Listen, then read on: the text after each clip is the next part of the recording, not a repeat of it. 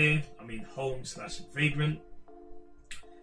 What else is there? There's ls for list of files. There's nothing in there. One directory which is quite interesting is if I do change drives to /Vagrant.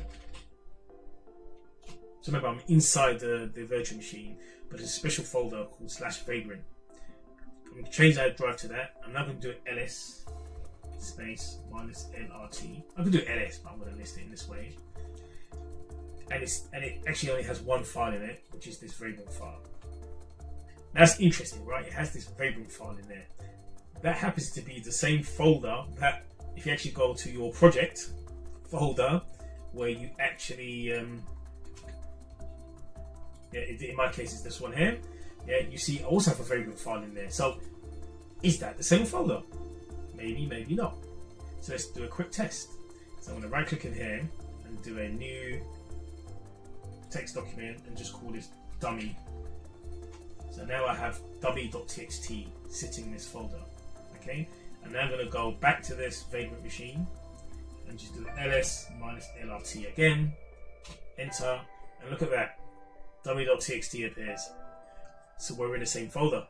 So that's really good to know. So now the question of how can we transfer files from the Windows system to our CentOS system, or from our CentOS system to the Windows system, we can simply just dump the files in this /Vagrant directory if we're in the CentOS system, or in the correct directory if we're in the Windows system.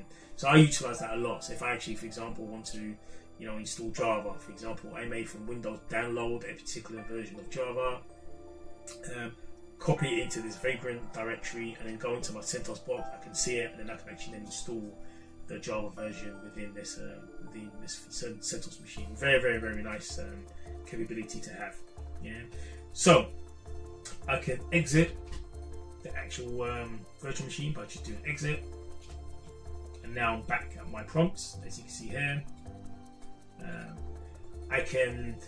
So now it's in the running state. So let's simulate what you would do with your regular desktop machine that you have.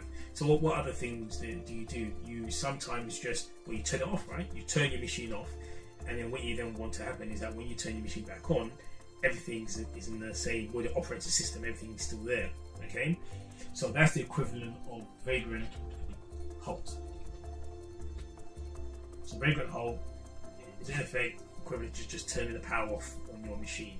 So that's what's happening right here.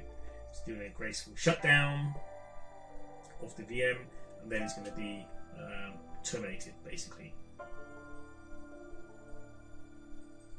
Yeah, and then if you look at which is interesting, look at the VirtualBox Manager, you can now see it's in a powered off state. Can you see that? Powered off. So that really confirms that it's equivalent of really just turning the power off in your machine. Okay, and then you can again verify that from this window here. If you just do a Vagrant status, now I'll keep on typing that, but instead I can use the arrow key to go up and down. Yeah, so Vagrant status, halt. So I've already done that. Vagrant status, and we have powered off. Can you see the modes? So we saw it not created, we saw it running, and now we see powered off.